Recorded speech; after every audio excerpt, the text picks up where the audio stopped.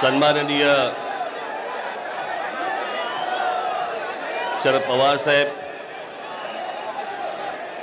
सन्माननीय श्री उद्धव ठाकरे जी,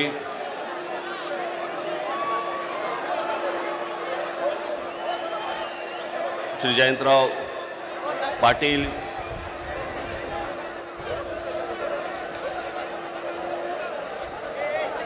दुसरे पण जयंतराव पाटील, इथे दोन नावाचे दुबार बसलेले आहेत. इतर सर्व सन्माननीय आणि माझ्या सर्व जमलेल्या मतदार बांधवांनो, भगिनींनो आणि मातांनो,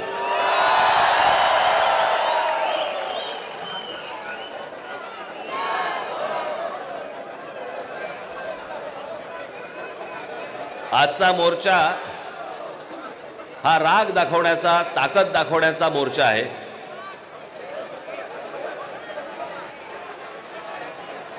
मतदारांना बाबा तो ड्रोन आहे ना, ड्रोन थोडं डोक्यावर आणि माझ्या वारा पडत होता.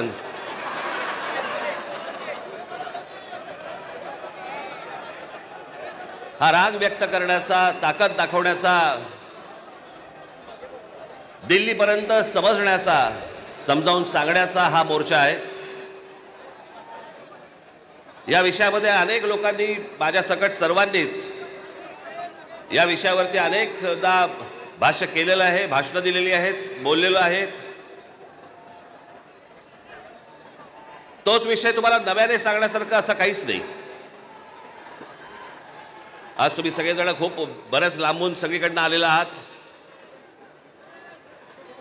सर्वप्रथम आपणा सर्वांचे मी आभार मानतो की आपण सर्वजण मोठ्या ताकदीने आज इथे मोर्चाला जमलात.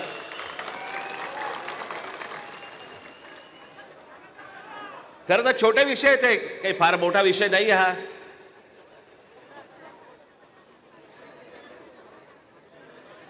आम्ही बोलतो आहोत, उद्धव ठाकरे बोलतायत, शरद पवार साहेब बोलतायत की याच्यामध्ये दुबार मतदार आहेत. शेतकरी कामगार पक्ष बोलतोय, कम्युनिस्ट पार्टीचे लोक बोलतायत, काँग्रेसचे लोक बोलतायत, सगळेच जण बोलतायत. एवढंच नव्हे, भारतीय जनता पक्षाचे पण लोक बोलतायत की दुबार मतदार आहेत. शिंदेचे लोक बोलतायत दुबार मतदार आहेत. अजित पवारांचे लोक म्हणतायत दुबार मतदार आहेत. अरे मग अडवलंय कोणी? मग हा निवडणूक घेण्याची घाई का करतात? साधी गोष्ट आहे, मतदार याद्या साफ करा आणि मतदार याद्या साफ केल्यानंतर त्या पूर्ण पारदर्शक केल्यावरती मग जेव्हा निवडणुका होतील त्याच्यानंतर यश कोणाचं, अपयश कोणाचं, सगळ्या गोष्टी मान्य. पण सगळं लपून लपून लपून छपून जे चालू आहे ते कशासाठी? पण मी आज 2-3च गोष्टी तुम्हाला आज दाखवण्यासाठी इथे आणलेल्या आहेत.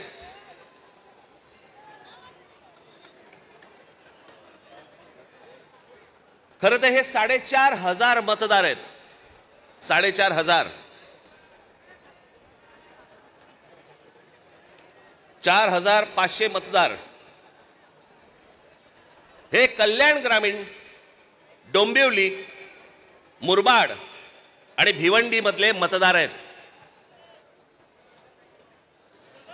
या इकडच्या मतदारांनी इथल्या मुंबईच्या मलबार हिल मतदारसंघामध्ये देखील मतदान केलेलं आहे. 4,500 मतदार हे या ठिकाणी राहणारे यांनी मलबार हिल मतदारसंघामध्ये मतदान केलेलं आहे. त्यातल्या अगदी नावाला म्हणून मी तुमच्यासाठी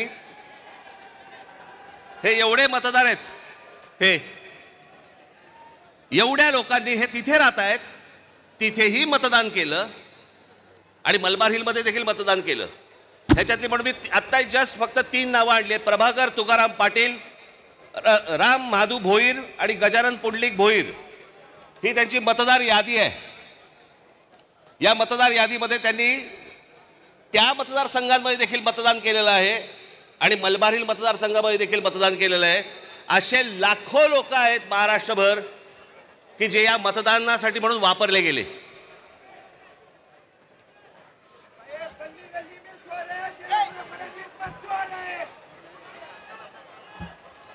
आता मी तुम्हाला अजून एक गोष्ट दाखवणार आहे की लोक म्हणतात की पुरावे कुठे आहेत, पुरावे कुठे आहेत. मुंबई हे लोकसभा मतदारसंघ म्हणजे मी तुम्हाला आता जुलै पर्यंतची यादी वाचून दाखवतोय. जुलै पर्यंतची. 1 जुलैला त्यांनी यादी बंद केली. 1 जुलैला जी यादी बंद केली त्याच्यामधले फक्त मी मतदार तुम्हाला वाचून दाखवतोय. याच्यामध्ये मुंबई नॉर्थ इकडे एका लोकसभा मतदारसंघामध्ये 17,29,456 मतदार आहेत. याच्यापैकी 62,370 हे दुबार आहेत. मुंबई नॉर्थ वेस्ट संपूर्ण मतदार 16,74,861 आणि दुबार मतदार 60,231. मुंबई नॉर्थ ईस्ट पूर्ण मतदार आहेत 15,90,710 आणि दुबार मतदार आहेत 92,983. Mumbai north central total vote मतदार आहेत 16,81,048 आणि दुबार मतदार आहेत 63,740. मुंबई साऊथ सेंट्रल संपूर्ण मतदार आहेत 14,37,776 आणि दुबार मतदार आहेत 50,565. मुंबई साऊथ मतदार आहेत हे आत्ताची यादी सांगतोय तुम्हाला जुलै पर्यंतची. 1 जुलै पर्यंतची 15,15,15,993 आणि दुबार मतदार आहेत 55,205. नाशिक लोकसभा मतदार आहेत 19,34,349 आणि दुबार मतदार आहेत 99,673. मावळ लोकसभा संपूर्ण मतदार आहे 19,85,172 आणि दुबार मतदार आहेत 1,45,636 एवढे दुबार मतदार आहेत. पुणे लोकसभा 17,12,242 दुबार मतदार आता आहे तिकडे 1,02,002.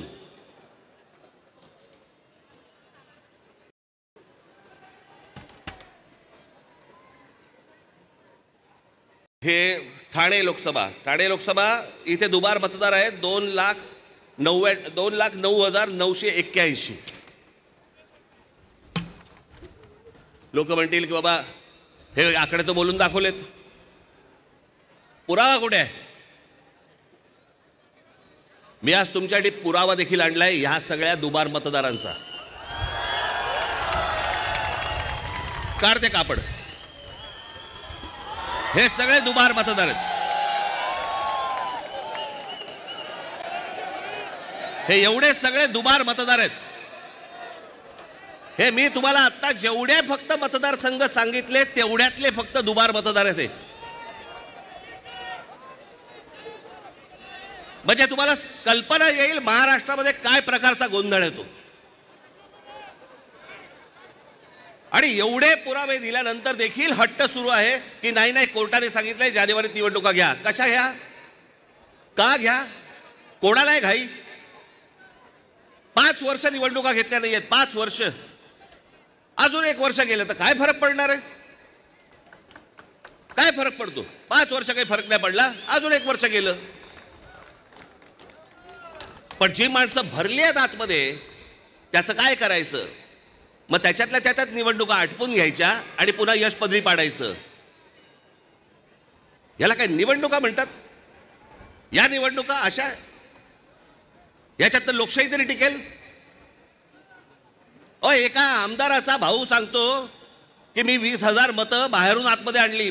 आमदाराचा म्हणजे ह्याची हिंमत बघा, सत्तेचा माज बघा की एक आमदाराचा भाऊ सांगतो की आमदार असतो पैठणचा, त्यांचा बुमरेचा भाऊ ना. हो पण त्याचा बुमरेचा भाऊ ना तो मुलगा हल्ली कळतच नाही माहिती. या मतदार याद्या तपासताना ह्याच्यातला कोण त्या दिवशी सांगितलं नाही का मी? मुलीचं वय 114, वडिलांचं वय 43.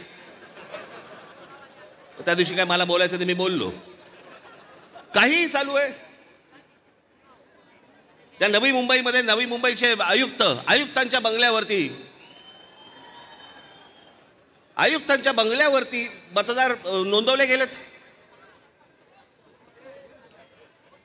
कोणीतरी सुलभ शौचालयामध्ये नोंदवला गेला. कुठेही बसलेला दिसला की काही नोंदवायचा का?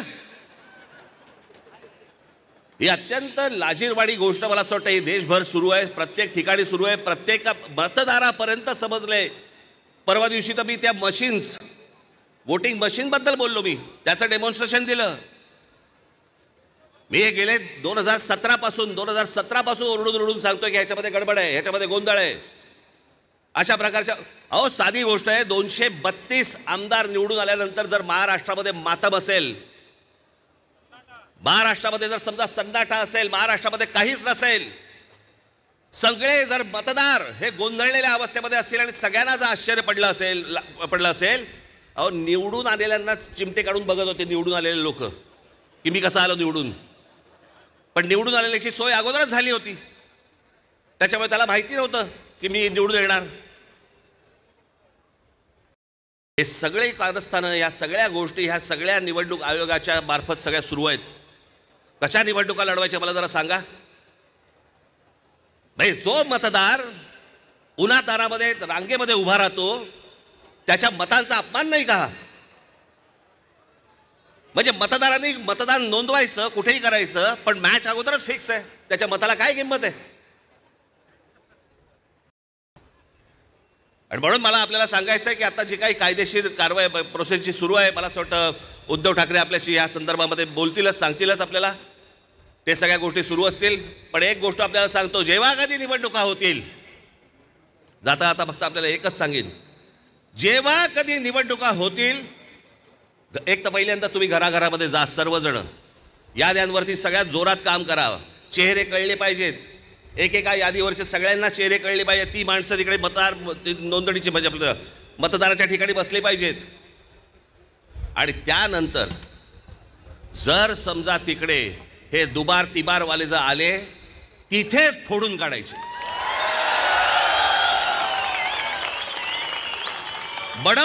बडवायचे आणि मग पोलिसांच्या हातात द्यायचे. त्याशिवाय हे वटणीवरती येणार नाही. त्याशिवाय हा महाराष्ट्रामधला जो चाललेला कारभार आहे हा वटणीवरती येणार नाही.